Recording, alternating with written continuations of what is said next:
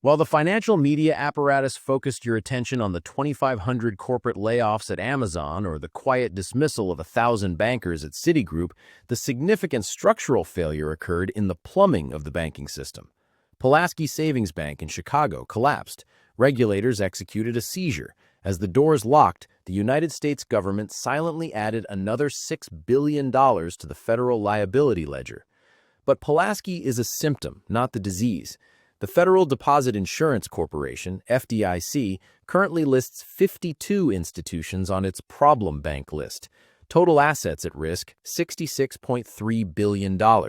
Yet the deeper rot is invisible.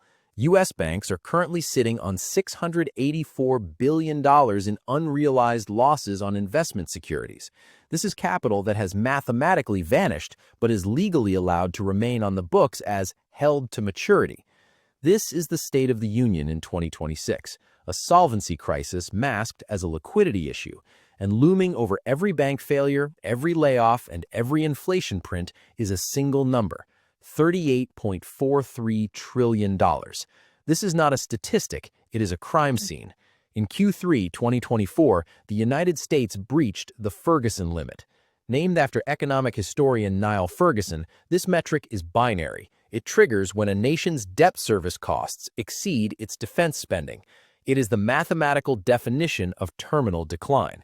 In fiscal year 2025, the United States Treasury paid $970 billion in gross interest on the national debt. The total Department of Defense budget, including overseas contingency operations, was $917 billion. The crossover point has been surpassed. The United States now spends more paying for the past than securing the future. This creates a positive feedback loop of destruction. To pay the $970 billion interest bill, the Treasury must borrow more money. This new borrowing adds to the principal, which increases the interest bill for the following year. We are currently adding $1 trillion to the national debt every 100 days. That is $10 billion per day, $416 million per hour.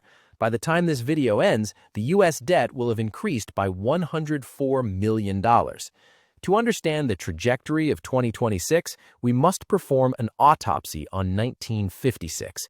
The location, London. The event, the Suez Canal. Great Britain, France, and Israel initiated military operations to reclaim the Suez Canal from Egypt. Tactically, the operation was a success. The coalition forces secured their objectives within 48 hours. Militarily, Britain was still a superpower. Financially, it was a corpse. Britain had forgotten who held its mortgage. The United States held the majority of British post-war debt. President Dwight Eisenhower didn't need to send the 101st Airborne to stop the British. He sent a margin call. The U.S. Treasury Secretary contacted the British Chancellor of the Exchequer with a simple threat. The United States would aggressively sell its holdings of sterling bonds. This would trigger a run on the pound, drain the Bank of England's remaining gold reserves, and collapse the British economy within days. Britain faced a binary choice: maintain the empire or save the currency. They chose the currency. Prime Minister Anthony Eden ordered a withdrawal. He resigned shortly after. The British Empire did not end on a battlefield. It ended in a ledger. It was liquidated to satisfy the creditor.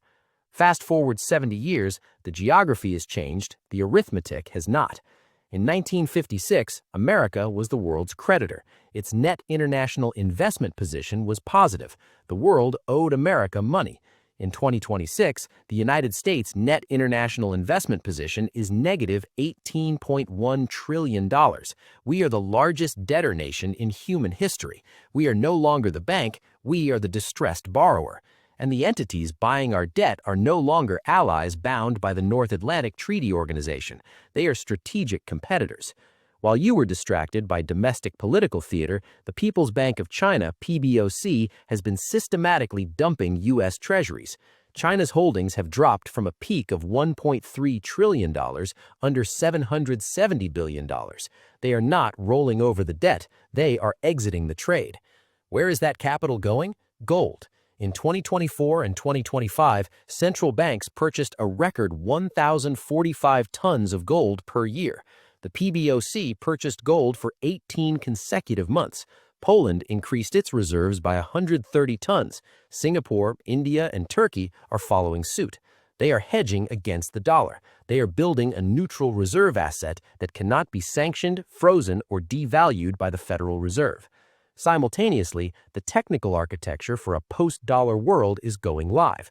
Project mBridge is a multi-central bank digital currency platform developed by the Bank of International Settlements, China, Hong Kong, Thailand, and the UAE. It allows for the settlement of oil and commodity trades instantly, peer-to-peer, without routing through New York correspondent banks. This is an exit ramp. The world is building a financial system that makes the US dollar optional. The geopolitical encirclement is mirrored by domestic decay. The official narrative describes a robust recovery. The forensic data describes a depression. Look at the labor market. The Bureau of Labor Statistics, BLS, consistently reports job growth, but the birth-death model, an algorithmic guess about new business creation, is adding hundreds of thousands of phantom jobs to the headline numbers. When you strip away the adjustments, the reality is clear. Full-time jobs are down 1.4% year over year. Part-time jobs are up. The economy is replacing $90,000 careers with $18 per hour shifts. Look at the cost of living. The Consumer Price Index, CPI, claims inflation is cooling. This is statistical gaslighting. Insurance premiums are the new inflation engine. Auto insurance rates spiked 22% in 2024. Homeowners insurance in states like Florida and California is up 40% if you can get coverage at all. These are mandatory costs. You cannot substitute them. Food prices have established a permanent new baseline. Since 2020, food aggregates are up 23.6%, but the hidden inflation is in shrinkflation. Consumer advocates track that 25% of grocery items have reduced package size while maintaining price. This is a stealth tax on caloric intake.